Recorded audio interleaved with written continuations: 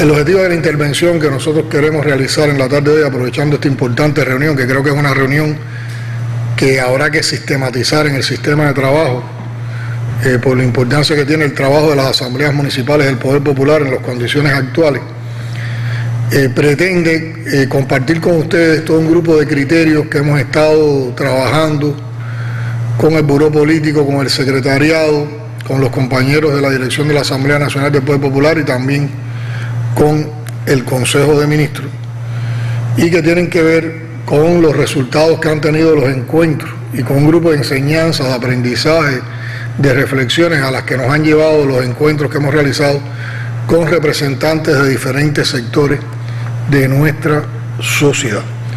Por lo tanto, vamos a concentrar esta intervención en un grupo de aspectos fundamentales. Primero, daremos algunos elementos sobre la situación del país y después vamos a entrar hablando directamente en cómo nosotros vemos que debe ser el trabajo del poder del popular, defendiendo ese concepto de poder del pueblo, poder popular, y en virtud de eso vamos a plantear también lo que nos parece que son las prioridades para el trabajo en estos momentos y algunos elementos ya, digamos, conceptuales y prácticos en materia de desarrollo del poder popular y sobre todo la participación popular. Bueno, vamos a comenzar por hablar de la situación del país. Como todos comprendemos, hay una compleja situación que estamos viviendo, donde se manifiesta una ofensiva para desacreditar a la revolución cubana, con toda una ferocidad, con toda intencionalidad, con un despliegue de recursos financieros para apoyar la contrarrevolución tradicional y la llamada nueva contrarrevolución, y con una enorme campaña mediática en las redes sociales y manifestaciones o hechos que reflejan toda esta perversa y malvada ofensiva para desacreditar la revolución cubana están presentes todos los días en redes sociales, en provocaciones, en los hechos contrarrevolucionarios que se manifiestan en algunos lugares y también en provocaciones que hemos visto a nivel internacional. A esta ofensiva nosotros tenemos que enfrentarla con mayor articulación, como hemos venido trabajando desde el partido en las redes sociales, y con un enfrentamiento efectivo a la contrarrevolución desde la vigilancia revolucionaria, desde la Guardia Administrativa, desde la Guardia Sederista y desde la Guardia Obrera. Estamos en un momento donde la vigilancia revolucionaria es vital. Por otra parte, esta compleja situación tiene que ver mucho con el recrudecimiento del bloqueo. Desde las 243 medidas aplicadas por Trump a partir fundamentalmente del 2020 y que han sido mantenidas por el presidente Biden en una manera oportunista para responder a intereses electorales.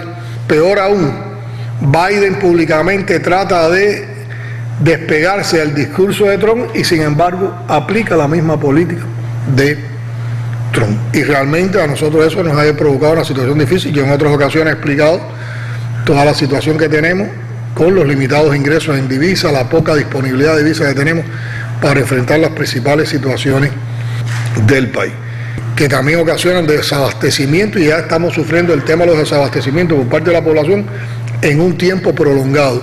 Por eso estamos insistiendo en que nosotros toda esta situación de limitación de recursos y de problemas del comercio interior lo tenemos que enfrentar reanimando la economía. Por eso hemos ido dando pasos ahora que vamos avanzando con más seguridad en el enfrentamiento a la COVID a partir del impacto de la vacunación y reanimando la economía tanto en lo estatal como en lo privado. La apuesta que tenemos a que el turismo inicie al final de la primera quincena del próximo mes y que nos empiece a entrar también una cantidad importante de divisas por el turismo, lo que podamos lograr con la exportación de vacunas, tomando en cuenta que ya hemos producido todas las vacunas que necesitamos para inmunizar de manera completa a la población cubana, potenciar la producción nacional de alimentos y trabajar en función del ahorro energético. Hay que también trabajar para que en el mercado se pongan producciones nacionales que existen, tanto el sector estatal como el sector no estatal. La propia medida de la comercialización de los productos agropecuarios debe seguir estimulando la producción alimentaria y su presencia en el mercado, y la apertura de la economía y ahora ya la aprobación de las primeras pymes, o sea, donde ya empiezan a jugar una dinámica todos los actores económicos, los estatales y los no estatales, eso debe implicar una mayor oferta de bienes y servicios en el tiempo inmediato y por lo tanto tendremos más satisfacción de la población. Como parte de la escasez de divisas, no hemos tenido el dinero para asegurar actividades económicas importantes, entre ellas el sistema electroenergético nacional y particularmente lo relacionado con la generación eléctrica.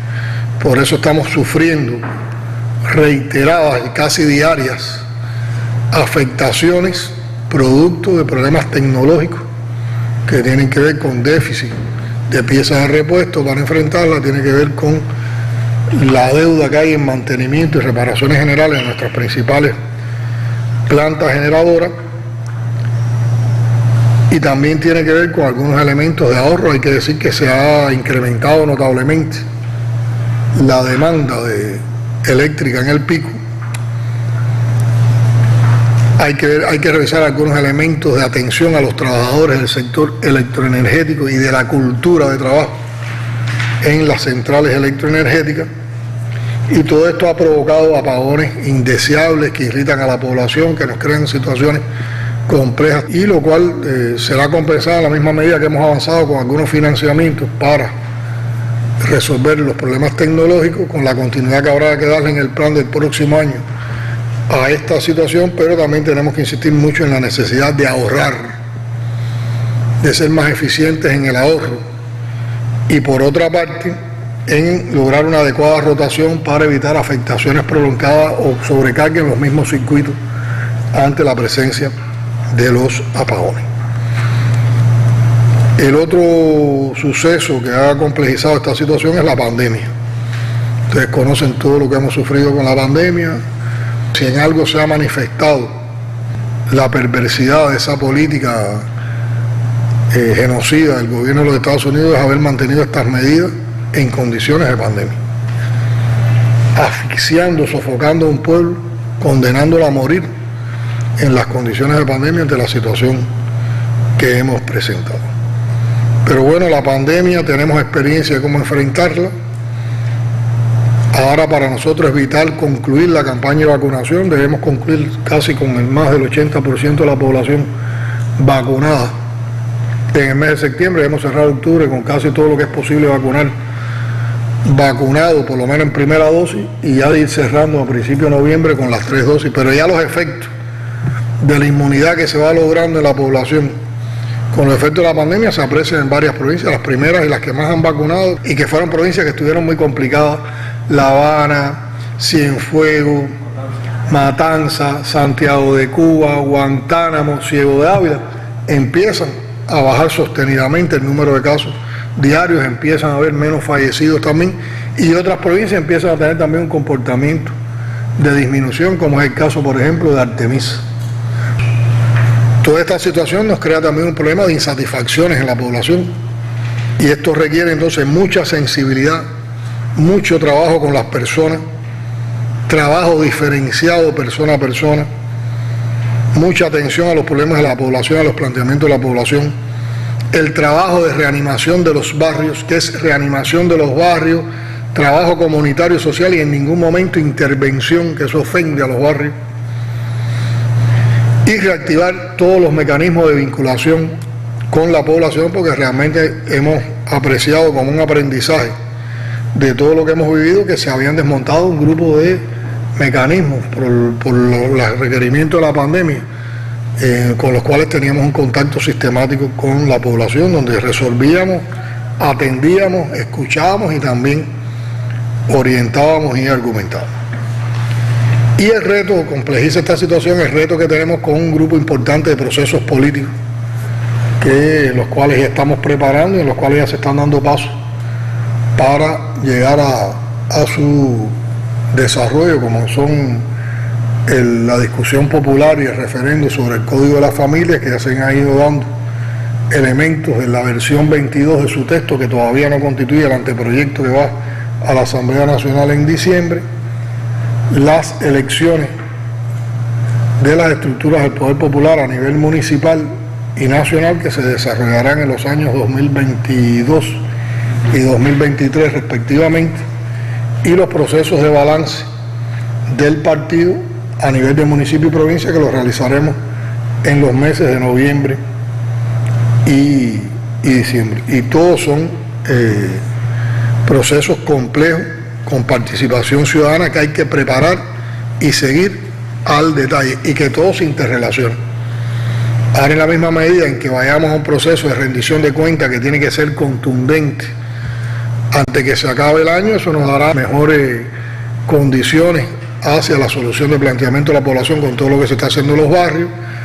Eso, unido a todo un grupo de leyes y políticas que se han estado aprobando, el ejercicio legislativo que se ha ido manteniendo, el debate que hagamos en la Asamblea Nacional, el impacto que vayan teniendo las medidas que hemos aprobado e implementado para la economía, nos deben llegar a un momento mejor en la situación.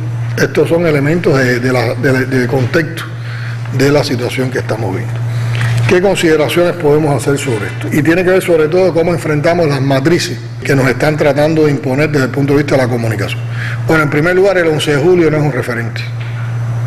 Aquí el primer referente que hay es que hay un recrudecimiento del bloqueo, que es el que nos ha complejizado a nosotros la situación, y tiene que ver con las 243 medidas aplicadas por Trump y mantenidas por Biden, sobre todo a partir del segundo semestre del 2019. Y recordemos que en el 2019, en el primer semestre, el país estaba bloqueado, no estaban aplicadas todas estas medidas y vivíamos de una manera diferente. Y en las tiendas que en aquel momento eran en CUC, había presencia de productos con determinada estabilidad, teníamos combustible, había una situación electroenergética estable. Ahora, cuando se empezaron a aplicar un grupo de estas medidas, como fueron la persecución energética, todos los suministros de energía, la persecución financiera recrudecida, en la segunda mitad del 2019, que fue cuando hablamos de la coyuntura y tuvimos que tomar un grupo de medidas, ya en ese momento a nosotros se nos empezaron a cortar las principales fuentes de ingresos de divisas. Las remesas, se prohibieron los viajes a Cuba, se fue cortando el turismo de Estados Unidos hacia Cuba, quitaron los cruceros, presionaron a compañías y agencias de viaje. Después empezaron a poner los servicios consulares en terceros países, complicó la entrada y salida de cubanos al exterior. Nos empezó a faltar combustible. Sin embargo, en aquel momento pudimos mantener un nivel de reparación de las plantas y no tuvimos apagones. Y empezaron a darse los primeros síntomas de desabastecimiento. Y casi que a la medida que le pone la tapa al pomo es cuando Trump, ya en los últimos días, nos incluye en la lista de países que supuestamente patrocinan el terrorismo. Y a partir de ahí fue más difícil hacer cualquier operación comercial. Cerraron el trabajo de la Western Union con Fincini para el normal envío de remesas a Cuba. Hicieron presión a todos los países donde nosotros teníamos brigadas médicas, que es también una de nuestras principales fuentes de ingresos. Por lo tanto, nuestras principales fuentes de ingresos terminaron de cerrarse. Y a eso se suma que entonces en marzo del 2020 empieza la COVID, con todos los estragos que ha hecho, y con todo, se paralizó prácticamente toda la economía, casi toda la actividad social del país. Una parte importante de los pocos ingresos lo hemos dedicado a salvar la vida de la gente. Y los consumos de recursos y de medicamentos, sobre todo en el sector de la salud, se han incrementado hasta 3 veces. Vino la crisis del oxígeno porque se nos rompió la planta y todas estas situaciones que se han vivido. Y el otro referente, que es el fundamental, es todo el debate que se realizó antes del 8º Congreso del Partido y el debate y lo que aprobó el 8º Congreso del Partido. Tanto en el discurso del general de Ejército o su presentación del informe central del Congreso, como en el discurso de clausura del Congreso, están todos los elementos de causa que ahora estamos analizando. Se habló del trabajo del partido, de cómo hay que dinamizar el trabajo de los núcleos, se habló de los problemas del gobierno, se habló de los problemas de las organizaciones de masa, se habló del problema del trabajo con la gente, se habló de los problemas que tenemos con la comunicación social. con el trabajo con los barrios, la necesidad de la atención diferente a la gente, todos esos temas, y ya habíamos empezado un proceso de implementación de los acuerdos del Congreso. Todo eso estaba pasando antes del 11 de julio. Ellos pretendieron el 11 de julio derrocar la revolución. Y el 11 de julio la gente salieron a la calle a defender la revolución. Por lo tanto, hoy tienen una frustración tremenda con lo que pasó el 11 de julio. Y hoy lo que les preocupa es que cómo el país ha podido mantener este control, esta estabilidad y esta calma después del 11 de julio. Y por eso quieren que haya otro 11 de julio. Los otros son elementos de aprendizaje que hemos nosotros analizado de toda esta situación que hemos estado viviendo. Bueno, un primer aprendizaje tiene que ver mucho con el trabajo del poder popular en el presente y el futuro. Es que tenemos que reconocer que la sociedad cubana ha cambiado y hoy hay una heterogeneidad en la sociedad cubana, tal vez más marcada que en otros momentos. Heterogeneidad quiere decir que hay diversidad en cualquiera de los aspectos que uno analice. ¿Por qué al código le hemos llamado código de las familias y no de la familia? Porque en Cuba no existe un solo tipo de familia. Y con ese código de la familia no le estamos diciendo a la gente obligadamente que tienen que ser de un tipo. Le estamos dando garantías a todos los tipos, para que todo el mundo tenga su espacio en ese código. Entonces, ese elemento de heterogeneidad de la sociedad cubana tenemos que tenerlo presente, porque nada de lo que vayamos a hacer en materia de trabajo político, de trabajo de gobierno, podemos pensar que el discurso, los argumentos, la manera de presentar y la manera de hacer y participar es la misma para todos los sectores. Hay cosas que hay que hablar de una manera con la tercera edad, otra con los jóvenes. Dentro de los jóvenes también hay diferentes sectores o estratos o elementos de heterogeneidad, porque no es lo mismo el interés de un joven de secundaria básica que el de primaria, que el de un joven trabajador, que el de un joven universitario. En la clase trabajadora y en la clase obrera también tenemos heterogeneidad. Hoy tenemos heterogeneidad de actores económicos. Cuando vayamos a proponernos un objetivo, cuando vayamos a proponernos una tarea, cuando nos vayamos a proponer un programa, hay que tener en cuenta esa heterogeneidad. Son heterogéneos nuestros barrios, son heterogéneas nuestras comunidades, son heterogéneas nuestras provincias, todas las provincias no son iguales. Entonces ese es un elemento que tenemos que tener en cuenta. Y lo otro es lo que les comentaba anteriormente, aunque haya pandemia no podemos desmontar los mecanismos de trabajo con la población.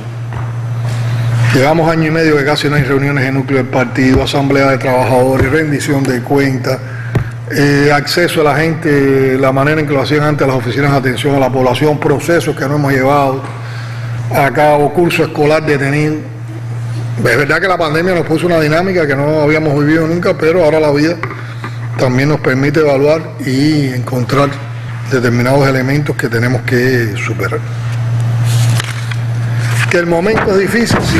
¿Que es el momento más difícil de la revolución? No. La revolución siempre ha tenido momentos difíciles. La revolución fue difícil desde que triunfó. Fue difícil desde que se gestó. Y recuerden que después de lo que pasó en el Moncada vino un exilio, vino una prisión fecunda, un exilio, un Granma, pero después del Granma vino Alegría de Pío. Y después vino la lucha en la Sierra Maestra, y después vino la revolución. Pero en la revolución, ¿cuántos momentos dificilísimos han existido? No fue difícil que en el año 62, a 2 años y tanto de la revolución, estuviéramos haciendo una campaña de alfabetización y en las montañas había bandas de alzado y de bandidos pagados por los Estados Unidos que estaban asesinando a los jóvenes que se habían movilizado. No fue difícil estar entre el debate entre dos potencias a borde de una guerra nuclear cuando la crisis de octubre. No fue difícil el periodo especial. No han sido difíciles todos los sucesos que hemos tenido migratorios cuando han existido éxodos masivos como el del Mariel, como Camarioca. No fue difícil la situación que se creó cuando el tema de la Embajada de Perú. No fue la situación difícil cuando los sucesos del 5 de agosto. Entonces la revolución siempre ha tenido momentos difíciles y vamos a seguir viviendo momentos difíciles. Ahora entonces, lo otro que hay que enfrentar, nos están tratando de sembrar la matriz de que nada funciona, que todo funciona mal, como si aquí no hubiera una obra revolucionaria que ha podido mantener la revolución durante tantos años a pesar del bloqueo. Muchos hablan de incertidumbre, de preocupación en el futuro, cuando nosotros tenemos establecido a dónde vamos. Está en la conceptualización del modelo económico y social, está en el Plan Nacional de Desarrollo Económico y Social, está en los lineamientos, está en los debates que hicimos del Congreso del Partido hacia donde queremos avanzar, y que todo esto se ralentiza también por la situación que estamos viviendo.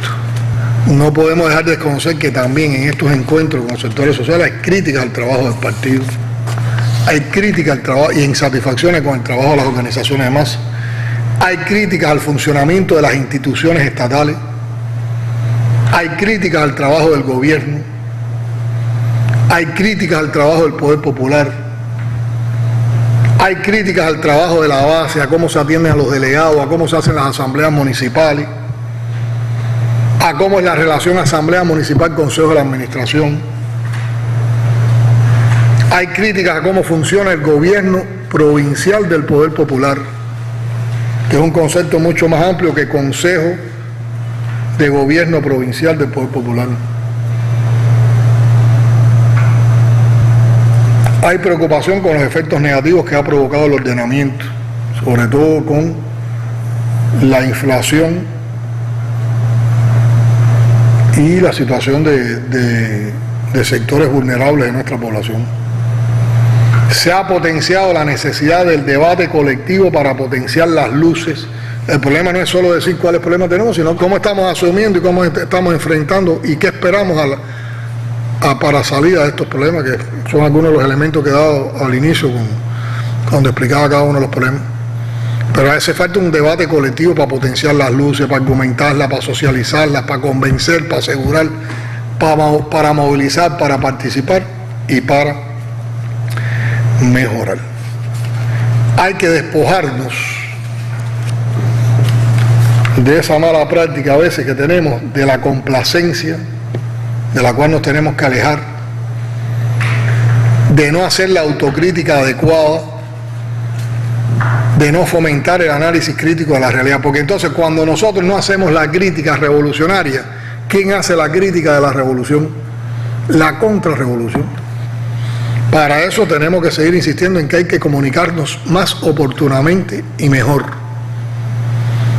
y crear una capacidad, una cultura en todas las estructuras de todos los ámbitos del partido, del gobierno, del Estado, de las instituciones, donde todo el mundo escuche, dialogue y dé respuestas o soluciones.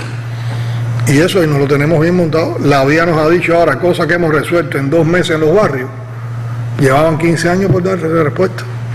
Por un lado nos satisface lo que se está haciendo, nos satisface ese vínculo gobierno, instituciones, organismos de la Administración Central del Estado, en el caso de las provincias, entidades estatales, empresas, con la población. Nos satisface el nivel de apoyo que hay en la población. Yo viví una experiencia lindísima en un barrio que visitamos, donde la gente con un agradecimiento tremendo a la revolución, y eso se nos ha ido repitiendo. Porque hay cosas que se pueden solucionar, porque ahora el problema no es haberlo hecho ahora es cómo mantenemos y hacemos sostenible esto. Y yo creo que estamos un poco en un letargo. Yo cuando analizo la situación actual estoy pensando en la convocatoria que hizo el general de Ejército cuando el sí se puede. Que en medio del periodo especial, que era una situación compleja, empezamos a caer como en una rutina y un inmovilismo. Y hubo que dar un corrientazo, y el corrientazo lo dio él, con el sí se puede. Bueno, estamos en un momento como ese. Y miren cómo sí se pueden hacer cosas. Entonces teníamos un inmovilismo, tenemos que reconocerlo. Si nosotros no nos autocriticamos y no nos sacudimos un poco, no nos damos cuenta de estas cosas. Y eso nos demuestra que tenemos gente que están viviendo en una zona de confort en la dirección, que están anquilosados, que no se tratan de buscar problemas, que no proponen nada. Lo que ya una vez discutimos, la gente que está nada más que esperando orientaciones, como dicen, desde arriba.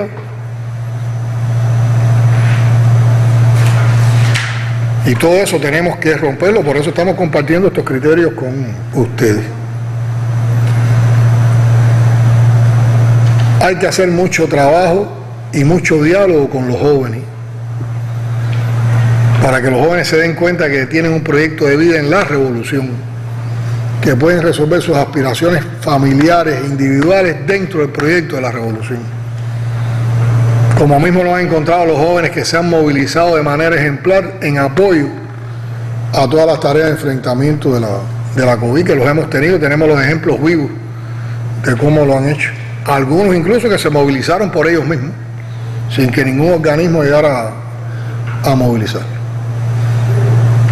Tenemos la necesidad de proponer e implementar medidas para resolver los problemas. Hemos hecho algunas, yo todavía estoy insatisfecho con las que hemos propuesto y además con el nivel de implementación que tienen. Hay que seguir viendo qué otras cosas podemos hacer que dinamicen sobre todo a las fuerzas productivas y que se trasladen en más opciones de servicios y de ofertas para la población de bienes y servicios. Hay que potenciar el trabajo en las comunidades. En las comunidades vive la base social de la revolución. Viven las familias que surgieron de las familias que antes de la revolución eran una mayoría desposeída y que la revolución les dio dignidad. La revolución ante todo ha sido una obra de justicia social. Cuando uno quiere sintetizar en qué es el socialismo cubano es una obra de justicia social. Y con el socialismo que nosotros buscamos, la justicia social, la máxima justicia social posible. Eso lo dijo Fidel. Ahora, para tener más justicia social y para poder hacer sostenible esa justicia social que hay que tener, fortaleza económica, invulnerabilidad económica. Y ahí es donde tenemos que centrarnos también.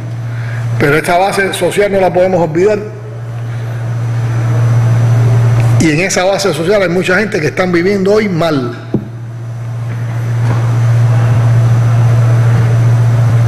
Y tenemos que transformar esa realidad. Sin ser idealistas, todo no lo podemos resolver de golpe, porque son muchos los problemas.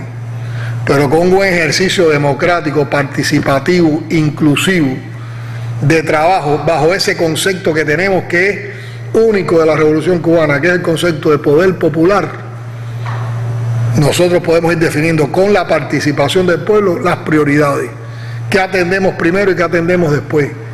Y vamos marchando, y como yo siempre he dicho, todos los días le arrancamos un pedacito de los problemas y no nos detenemos. Y la gente participando, y la gente viendo transformación, y la gente aportando. Y eso compromete.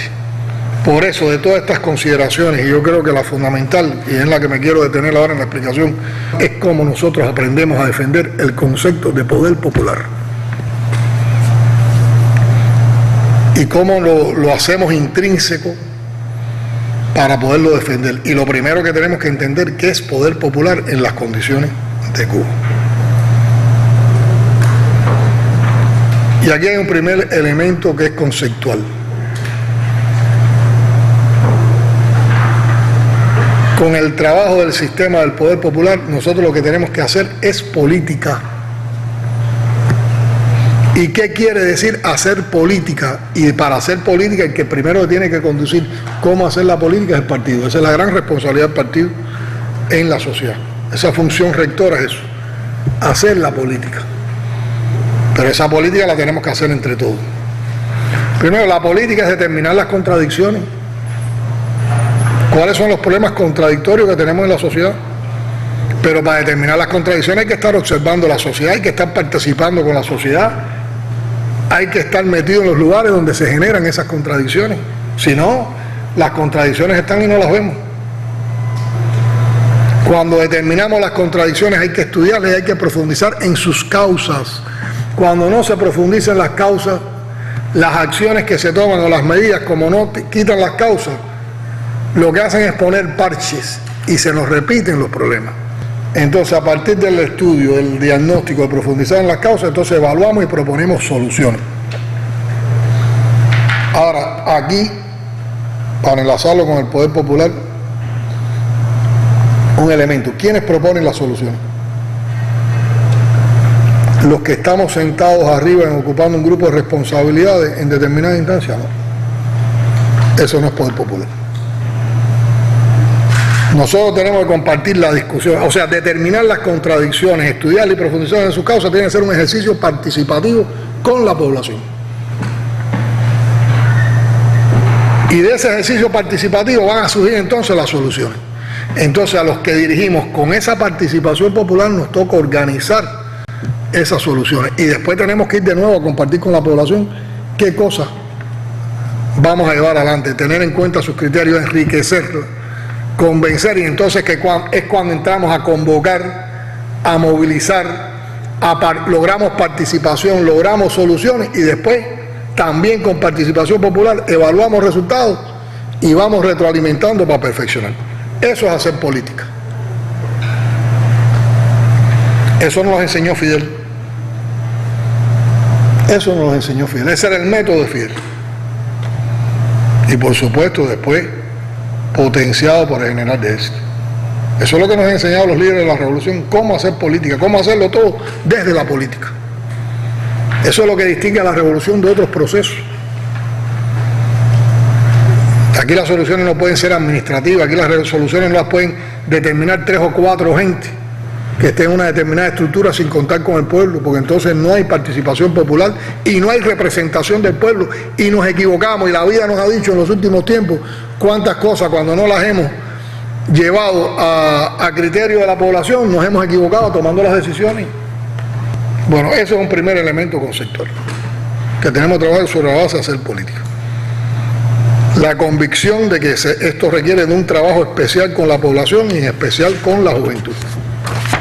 Porque si no enseñamos a la juventud desde ahora toda esta cultura de hacer democracia en la revolución, de participación en la revolución, no podemos garantizar el futuro de la revolución.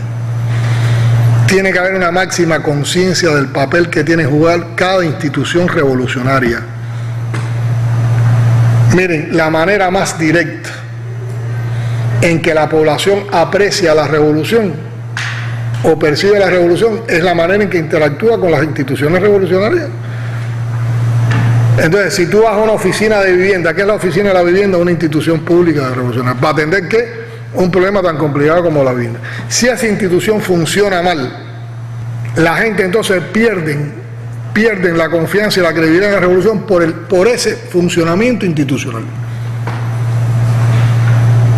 Entonces, el papel de las instituciones es fundamental. Lo otro, en los momentos que estamos y por esa heterogeneidad, aquí hay que trabajar en concreto con cada ciudadano, uno a uno. Hay que convencer y hay que persuadir. Para eso tenemos que prepararnos bien, sobre todo los que dirigimos, con la convicción de que tenemos la razón, de que defendemos lo más justo, de que vamos a la causa real de los problemas. Eso nos permitirá desmontar las mentiras que hay en las redes, reconocer nuestras insuficiencias, dar las luces y demostrar lo que podemos perder si no hay revolución en Cuba. Y para eso hay que profundizar en los conocimientos, en las ideas de lo que pasa aquí y también vamos a compararlo con el mundo. ¿Por qué cuando Europa empezó con la pandemia no le pusieron un ojo a Europa y cuando este país pequeño, bloqueado, en medio de pandemia, también envió lo que no ha hecho nadie? Médicos a esa Europa que estaba. Cuando el epicentro era la Lombardía, ahí estaban los médicos cubanos. Vamos a comparar las cosas también y vamos a sacar las verdades. Tenemos que ser francos, tenemos que ser valientes, tenemos que ser veraces y tenemos que ser autocríticos. Hay que desarrollar una mentalidad dialéctica y flexible. ¿Y dónde está? ¿Hasta dónde llega la flexibilidad? ¿Cuál es la cota de nuestra flexibilidad? El apego a los principios revolucionarios. Aquí lo que no se pueden violar son los principios revolucionarios. No admitir oportunismo o pragmatismo, pero no podemos ser dogmáticos. Y no podemos pensar que siempre la solución para un mismo problema era la que fue en otro momento, porque ha cambiado el mundo y hay otros elementos. Ahora, ¿dónde rompemos con principios revolucionarios? Ahí no hay arreglo. Ahí no hay arreglo. Para eso hay que pertrechar de ideas y sólidos argumentos nuestros cuadros. Hay que salir y visitar a conversar con cada persona en cada lugar. Se aprende mucho cuando uno habla con la gente y las oye. Hay que discutir, hay que explicar, hay que enseñar, hay que educar. Y definitivamente tenemos que ganar el tiempo perdido por la rutina, el esquematismo y la falta de vínculo con la base que en las condiciones de pandemia se ha acrecentado. Y siempre reconocer la dignidad y la resistencia del pueblo, su talento y sus potencialidades. Porque ese pueblo que lleva meses o un año y medio con pandemia, casi 2 años, con unos desabastecimientos brutales, y los últimos meses con apagones molestos, sigue creyendo en su mayoría en la revolución. Esa dignidad, esa resistencia la reconoció López Obrador cuando dijo que la resistencia y la dignidad del pueblo cubano merecían ser reconocidas como patrimonio de la humanidad.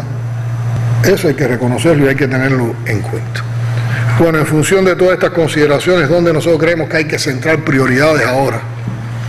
Bueno, tenemos que perfeccionar las relaciones gobierno-pueblo. Cuando hablo aquí de gobierno, porque ahora estamos aquí con la Asamblea, pero es del partido, del Estado, del gobierno con el pueblo. Y que realmente seamos uno solo. Hay que perfeccionar el trabajo con los cuadros. Hay que desarrollar el concepto de poder popular, que es al último que me voy a referir. Hay que fortalecer, por todas estas cosas que hemos explicado, el papel de las instituciones. Hay que diseñar espacios y formas de participación de la población. Primero los que ya tenemos, que hay que aprovecharlos bien, y otros que tendremos que diseñar. Hay que perfeccionar la comunicación social. Hay que enfrentar con efectividad la corrupción. La hemos enfrentado, pero no hemos sido eficaces. Hay que lograr efectividad también en el enfrentamiento a la corrupción.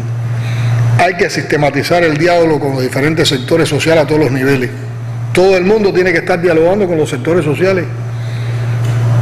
Lo iniciamos nosotros, pero miren, ya la Unión de Jóvenes Comunistas está reuniéndose con sectores sociales, pero lo tienen que hacer todas las estructuras del gobierno, del partido, del Estado. Hay que perfeccionar los mecanismos de atención a la población. Hay que potenciar las relaciones entre los organismos de la Administración Central del Estado, las ODEs y las empresas.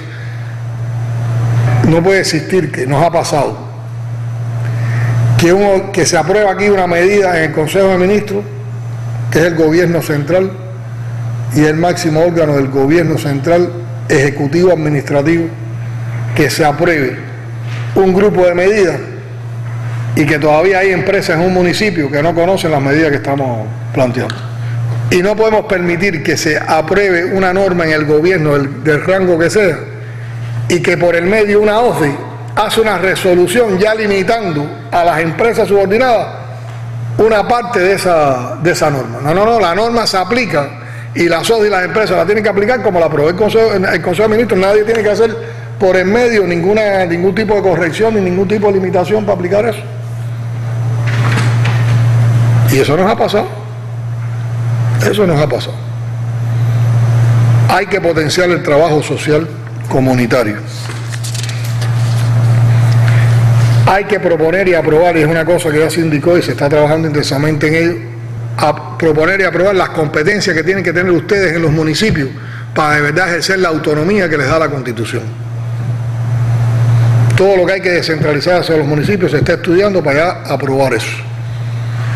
Hay que ejercer control sobre el cumplimiento de las políticas aprobadas. No puede ser que aprobemos políticas y después no se controle la implementación. Ahora mismo, cuando hemos ido al trabajo de los barrios, que ha salido el tema de los subsidios para un grupo de personas vulnerables, entonces un monto de subsidio que no se ha empleado, y entonces tenemos atrasado el plan de vivienda y la respuesta a esas personas. Pero cuando hemos ido a ver los problemas, otros problemas con los vulnerables, hay programas sociales aprobados con políticas aprobadas y no se gastan los recursos aprobados en el plan para atender a esas personas vulnerables, y la gente sigue vulnerable.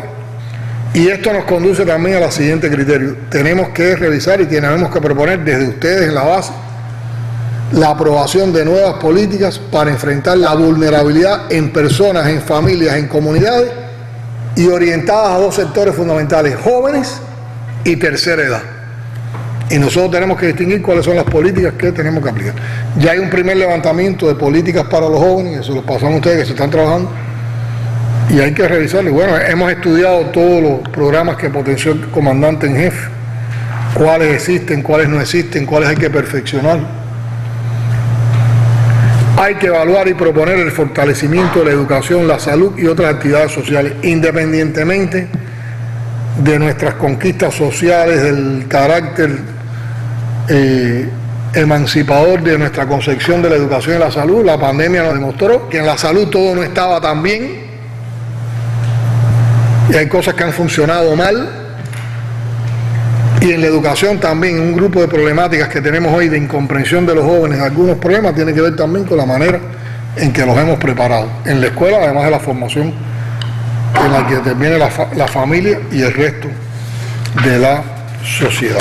Entonces, con todos estos elementos ya de situación, de contexto, de consideraciones sobre ese contexto, que nos permiten arribar a qué temas tenemos que priorizar en los momentos actuales, entonces vamos a hablar un poco cómo esto lo hacemos desde el poder popular, defendiendo ese concepto de poder popular. Y para eso lo primero que tenemos que esclarecernos es de qué es el concepto del poder popular. Recuérdense que en el mundo se habla mucho de la división de poderes.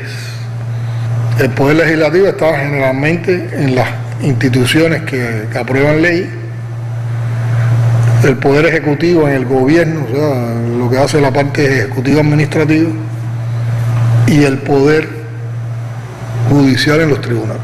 Pero en Cuba no se trabaja con la división de poderes, se trabaja con la unidad de poderes, a través de órganos que tienen funciones diferentes. Porque el concepto de poder que se usa en Cuba, en la Revolución Cubana, es el concepto de poder popular, que está subordinado o se construye ¿con qué? En el concepto de soberanía popular. ¿Y cuándo hay soberanía popular? Cuando, como dice uno de los artículos de nuestra Constitución, todo está en función de ¿quién? Del soberano. ¿Y quién es el soberano? El pueblo. Y como es el pueblo, todos esos poderes se desarrollan a través de la participación del pueblo y de las instituciones o los órganos que representan al pueblo. Y ahí después vamos a ver dos elementos, cómo el pueblo participa de manera directa y cómo el pueblo participa de manera indirecta. Y ese concepto es fundamental por lo que le explicaba anteriormente. Si nosotros todo lo que hacemos no lo hacemos a partir de lo que el pueblo propone, de lo que el pueblo analiza, de lo que el pueblo necesita, y decidimos en función de lo que ese pueblo y de lo que nos plantea el pueblo y los representantes de ese pueblo, y entonces nos sentamos 3 o 4 gente en una mesa a decidir, ahí se rompe el concepto de poder popular. Porque ahí los que están decidiendo no son los que representan al pueblo, ni están representando al pueblo. ¿Cómo se expresa eso? Bueno, fíjense que la supremacía en el país la tienen los órganos que son representativos del pueblo respecto a cualquier otro órgano del Estado. ¿Quién representa al pueblo al máximo nivel, a nivel nacional? La Asamblea Nacional del Poder Popular es el órgano supremo. ¿Por qué? Porque el 50% de los miembros de ese parlamento son delegados de base que fueron elegidos por su pueblo para representarlo, y el resto de los otros diputados también tuvo que ser aprobado por el pueblo, y el pueblo los eligió como diputados para que representaran la Asamblea Nacional. Y a la Asamblea Nacional se le subordina a todo el mundo a nivel de Estado. ¿Quién es el máximo órgano representativo a nivel provincial? Bueno, es el gobierno provincial del Poder Popular, que no es el Consejo Provincial. Es la manera de hacer gobierno a nivel de provincia. Tomar como el gobierno de esa provincia representa al pueblo. Y para eso se le encontró una solución genial en la Constitución. Consejo Provincial. Porque ¿quiénes forman el Consejo Provincial? El gobernador, el vicegobernador, pero todos los presidentes y vicepresidentes de las asambleas municipales y los intendentes. Por lo tanto, vamos a suponer una provincia que tenga 10 municipios. Tiene 20 representantes del pueblo, elegidos por el pueblo en ese Consejo Provincial de Gobierno. Más 10 intendentes, serían 30, más un gobernador y un vicegobernador. Al final serían 32, de 32, 20, que es la mayoría, y que es más de la mitad, son representantes del pueblo. Por lo tanto, si eso lo sabemos usar bien, sí estamos representando al pueblo. ¿Y quién es el máximo órgano del Estado y del gobierno en un municipio? La Asamblea Municipal del Poder Popular. Por eso ustedes son tan importantes y por eso nos interesaba tanto esta reunión con ustedes. Porque además ustedes están en el escenario fundamental, en los ámbitos fundamentales, en donde de verdad se desarrollan los procesos de manera práctica de nuestra sociedad, que son en la comunidad, en el barrio y en el municipio. Y tenemos que ser capaces de articular los intereses nacionales con los intereses provinciales y por supuesto con los intereses municipales. Pero todo lo que se haga en un municipio lo tiene que aprobar la Asamblea Municipal del Poder Popular. Porque ¿quiénes integran la Asamblea Municipal del Poder Popular? Los delegados del Poder Popular. Y los delegados del Poder Popular, ¿por quién fueron elegidos? Por el pueblo. Son los representantes del pueblo. Por lo tanto, si esos delegados son capaces de vincularse con el pueblo y hacerlo bien, lo que llega a la Asamblea Municipal en sus delegados es la voz del pueblo, es lo que propone el pueblo. Si lo que aprueba la Asamblea está en función de eso, estamos aprobando cosas en función del pueblo, y entonces el pueblo participó, no solo en proponer, ahora viene para atrás lo aprobado y se aplica. Y entonces, ¿qué papel juega el Consejo de la Administración Municipal? Es el órgano ejecutivo administrativo. Ese no aprueba nada. Ese Consejo de la Administración Municipal está subordinado a esa Asamblea Municipal del Poder Popular. Y ese Consejo de la Administración Municipal lo que tiene que ser capaz de que lo apruebe la Asamblea es darle la respuesta ejecutiva y administrativa que necesita. Pero lo tiene que hacer tomando que participen todas las instituciones del Estado que representan ese pueblo y la participación del pueblo. Cuando trabajemos así, compañeros, estamos trabajando de verdad, defendiendo el poder popular. Y tenemos una fortaleza para hacer el gobierno, ejercer gobierno que no la tiene nadie en el mundo. Y esa sí es democracia, esa sí es participativa, esa sí es inclusiva, esa sí es popular. Una de las cosas que tenemos que resolver también en función de esto es las inadecuadas distinciones que hay en nuestro pueblo de las estructuras. Vamos a empezar por el partido. Cuando la gente le hablan de comité central, ¿en quién piensa la gente enseguida? La gente piensa en el edificio del comité central. Y en el comité central, bueno, ahí radica un grupo de los cuadros fundamentales del partido y una estructura auxiliar, pero ese no es el comité central. El órgano supremo de trabajo del partido, ¿cuál es? El comité central, pero no es ese edificio. Son los miembros del Comité Central que fueron elegidos en el Congreso, que tienen que sesionar con determinada regularidad, que tienen que discutir y aprobar las cosas trascendentes del país y que no siempre lo hacemos bien, y es una discusión que vamos a hacer en el mes de octubre en el Pleno. Esta misma reflexión de poder popular la tenemos que hacer desde el trabajo del partido. No es ni tan siquiera el buró político. El buró político es un órgano ejecutivo entre Pleno y Pleno del Comité Central, como lo es el Comité Ejecutivo con relación al Consejo de Ministros. Cuando la gente habla de Asamblea Nacional del Poder Popular, ¿en quién piensa? En el Capitolio. Y es verdad que el presidente, la vicepresidenta, el secretario y un equipo auxiliar están en el Capitolio, pero esa no es la Asamblea Nacional. La Asamblea Nacional son los diputados. Por lo tanto, defender ese concepto de poder popular, que hay que defenderlo haciéndolo bien, ejecutándolo bien, es defender la sostenibilidad y la viabilidad del socialismo en Cuba, porque esta es una manera de gobernar intrínseca de la revolución socialista cubana. No hay una experiencia en el mundo que sea igual que esa.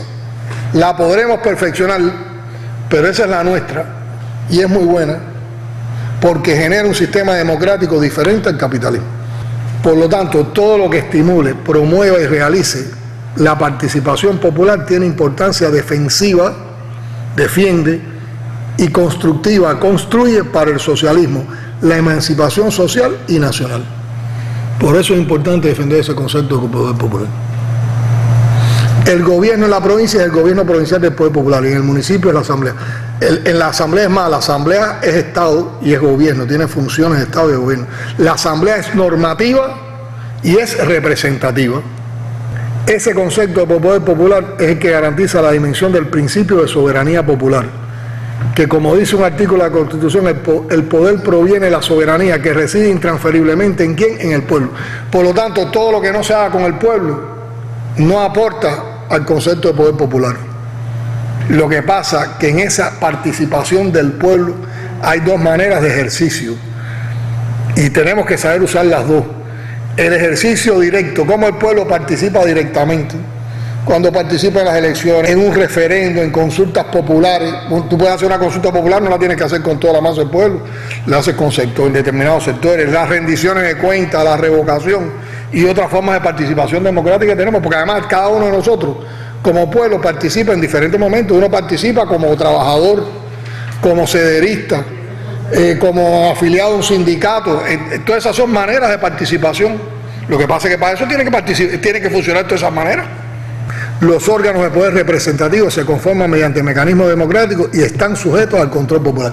Y esta es otra de las maneras de participación, que haya control popular.